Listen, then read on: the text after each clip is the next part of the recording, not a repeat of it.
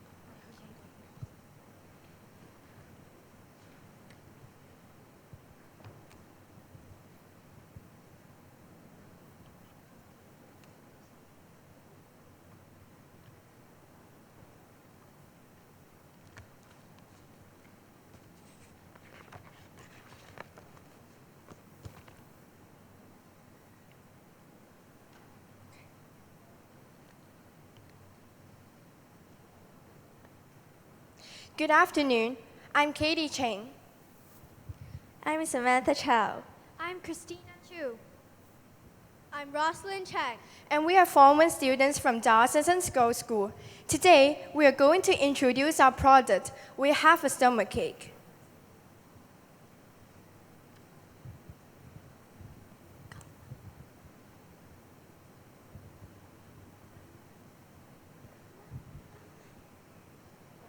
Our product is a pop-up book named We Have a Stomach Ache, which is a story about microbeads pollution, and the main characters are marine creatures. We chose microbeads as our main focus of the book, as the use of microbeads are creating ruinous impact on the natural world. It will be a serious problem in the future, so we chose it to introduce and alert young children about the situation and how they can take action to save marine animals and their future. The main purpose of making a pop-up book is to attract attention from our target audience, young children, from kindergarteners to lower primary students, and arouse their awareness about the marine environment.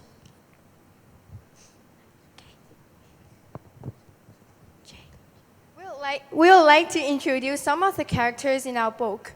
Marco the penguin is our main character who will be searching about the mystery of the marine animal stomach aches. Matthew, the sea turtle, is the character who is the first one to have a stomach ache, and Elizabeth, the seagull, which is an informant of the sea and the key to the mystery.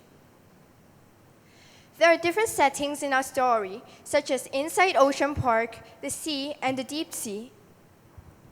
We will play a video which narrates the story.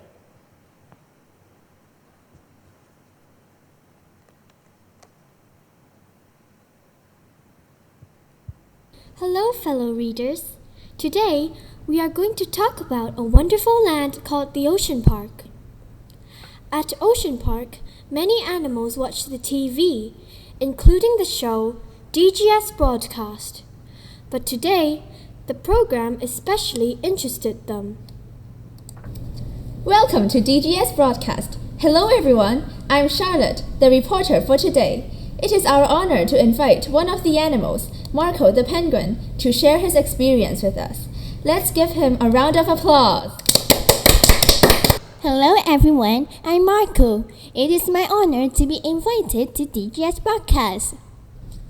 Do you have any unforgettable experience to share with us? Of course, every day all animals living in the Ocean Park are having a happy life. But one day, everything changed. And Marco began to tell his story. That day, all of a sudden, Marco heard noises outside the main entrance. Who can it be? Marco wondered, and slowly walked over to the main entrance. I'm Matthew. I'm a newcomer from the sea to Ocean Park. A newcomer? Wow! So you will be joining us? Come, I'll tell the caretakers to take you to your new home. A day later. Ouch! What happened? Asked Marco. I have a terrible stomach ache. Ouch! Replied Matthew. Are you okay? I'm really worried. I'm going to ask the caretaker for the reason of your stomachache. So Marco ran all the way till he saw his friend caretaker and called to him. Good morning, caretaker. Can I ask you something? It's really important. What is so important? The caretaker replied. I want to find out why Matthew has a stomachache. I'm very worried about him. I don't want to lose my friend. Do you know anything? Asked Marco. I don't know the reason, but maybe the Marine Hospital may know something. I will let you go out to search for the reason, but please come back safe. Thank you. Wait, I want to go too. My uncle has a stomach ache too, and he's in the Marine Hospital. So I can give you a ride to it.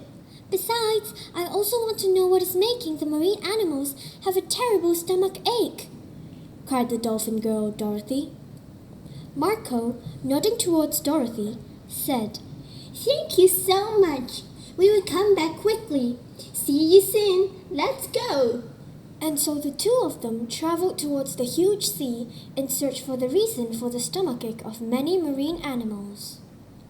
As they swam in the sea, a beautiful seagull flew down towards Marco and Dorothy. Hello, travelers. I'm Elizabeth, the informant of the sea, and I heard you are solving the stomachache mystery, Elizabeth declared. Yes, and we can't find any clue, cried Marco. I don't know whether this will help, but I saw an island full of rubbish through my trip to Southern Islands. Dorothy and Marco were shocked to hear the news of an island filled with rubbish. What? There's such an island? Dorothy exclaimed. Sorry, Marco. I can't go that far. I have to go. The Marine Hospital is nearby, and I have to visit my uncle. Don't worry, travelers. I will hire Whale Shark Taxi for travel. Thank you so much. Bye, Elizabeth. Bye, Dorothy. The three of them said their own goodbyes, and Marco set off on the back of the Whale Shark Taxi, which is Michael. As the two of them continued their journey to the island, they saw a shark eating a large amount of plastic bags and bottles without knowing it wasn't food. Marco quickly stopped the shark, whose name was Mike, and told him that the plastic bags and bottles were not good for his body. Mike thanked Marco and told Marco the direction to the island when he was asked. After meeting the shark, Mike, they also met a huge blue whale named Donald, who was opening his big mouth and eating all the rubbish he could find that was floating around him. Shocked, Marco quickly stopped the poor whale from eating rubbish and told him that it was bad for his body. Donald thanked Marco in his low voice and told Marco a shortcut to the island. They said goodbye, and Marco set off towards the shortcut Donald told him, thinking about how many animals thought rubbish on the sea are food. When Marco and Michael arrived at the beach, it was polluted by large rubbish such as plastic bags and plastic bottles. As Marco was frozen at the ugly scene, he saw something moving in the horizon. They come closer to the moving object and saw it was a few sea turtles trying to eat sparkly rubbish. Marco quickly stood in front of them to stop the turtles from eating any more rubbish and cried, It's rubbish, and you will have a stomach ache if you eat it. Don't eat it again. The sea turtle turned to Marco and said, Thanks for telling me. Many sea turtles and marine animals think these sparkly rubbish is food because it looks so pretty. I will spread the news. And so the turtle left. Marco and Michael thought everything was solved. But as they were returning home, they met a beautiful Regalecus glesny. Hello. Greeted Marco. It's rare to see a Regalecus glesny here. Hello, I was on my way to the Marine Hospital because my family suddenly got a stomach pain. The sea deep down is strange lately. Marco and Michael looked at each other. What? A stomach ache? Large rubbish does not sink into the deep sea, which is the place you live. We thought it was solved. Besides from harming marine life, microbeads can also harm human beings. Seafood is an important food supply for human beings. People eat fish, squid, crabs, shrimp, etc. If most of the animals contain microbeads in their bodies, we humans may have the danger of getting sick because of the microbeads inside the food. So what we can do to improve this issue? cried Marco. Is there any easy way we can do to save more marine animals? Of course, Exclaimed the doctor. we can use brands of toothpaste and shower gel which doesn't contain any microbeads. This way, less microbeads will be drained down to the sea. Thank you, doctor. cried Marco. I will tell everyone to be careful not to use these things that harm marine life. What a useful and meaningful story. Mr. Marco, do you have any messages to tell the readers? Yes, I have a lot to say. In this journey, I learned that the water pollution problem caused by microbeads is very serious. It can harm both marine animals and human beings at the same time. Readers, we need your help to save both the lives of marine animals and human beings. You are the ones who are able to make a choice which affects your future and our future. The lives of animals in the future depends on you. Please make a smart choice. Tell the serious situation of marine pollution and kindly ask your friends and families to help. Thank you in advance. Such a wonderful speech. Thank you for sharing with us. The television screen shut down, and the animals left thinking about their future. What about your future, readers? Which one do you want the future to be? A beautiful sea full of life? Or an ugly sea with rubbish floating all around and marine animals all dead? The future is for you to choose. Through the preparation process, we learned many different techniques, such as how to make a pop-up book, how to use a drawing software, how to edit videos, and how to conduct voiceovers. We also learned more about the severe pollution in the sea and how we should conserve to save the marine animals from being extinct. Moreover, we learned how to work efficiently as a team. Through this experience, we strengthened our spirit of not giving up when we face difficulties. Lastly, and most importantly, we learned to look at things from the most positive side and keep on striving for excellence. Our plan is to go to nearby kindergartens and primary schools and read our pop-up book to share the problem of marine pollution with them. We also plan to teach others how to make their own pop-up arrangements and designs to use it in educating children about conservation. Before we end our presentation, we would like to thank Ocean Park for giving us such an opportunity to gain knowledge about our environment and think about how we, humans' actions, will affect both marine animals and ourselves. Thank you.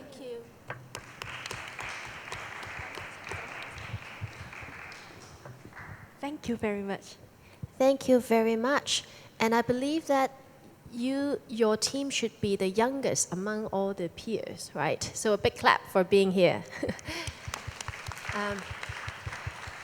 I think I really love this title of this of your storybook, and it's really well designed because I don't know how to do pops-up, so I think it's amazing. There are two comments that I want to say. To be honest, next time if you do a presentation, I really would prefer to hear from four of you instead of seeing in the video. So perhaps next time you can do the same thing, but you can narrate it yourself. Yes, and the second thing I want to say is that just my comment. With the microbeads in here, can you elaborate a little bit more how you can educate the fellow people that read this book more about the microbeads as versus just plastic? I want to understand why do you choose microbeads and how this relates in the storybook.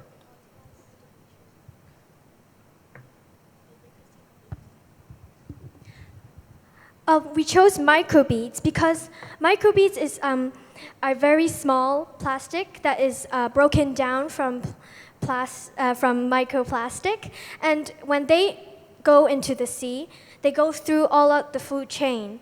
And so we will ingest it eventually after the fish eat them. And in the very last page of the pop-up book, we added a little epilogue about how the microbeads will affect humans, us human beings. And so I hope you could read it. And also our target audience is from kindergarteners to primary school students, so we didn't want to make it so confusing as their knowledge is not much. So we just wanted to make it simple. Okay, thank you for your presentation. Later on, you were going to share this pop-up box to the kids, to the kindergarten or to the primary student.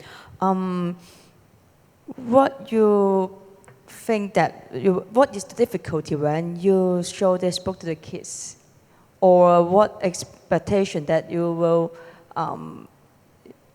when you talk to the kids for share about this book, what do you feel, what do you think, what is their feedbacks? We also gave the book to some of some friends we know that have little children, aged about 3 to 8 years old. And we had received a lot of good feedback that they really enjoyed the part where they were able to flip. And at the same time, the adults will read the book to them. So it made them the experience very engageable. And at the same time, the adults can also learn more about this microbeads pollution. We believe that creating an interactive pop-up book, it will be able to encourage communication between the parents and the children and making learning a fascinating and engageable experience to kids. And we also hope to relay the message of the importance of marine conservation and at the same time let them consume knowledge in an interesting and creative way. So we created the pop-up book. Thank you for making such a beautiful book, and I know it's a lot of work on that. And did you ask the kids that after they listened to your story, what did they learn? Even though they were small, they were able to acknowledge that microplastics, the main point, microbeads and microplastics are harmful to these marine animals because we included many animals that will have stomach ache.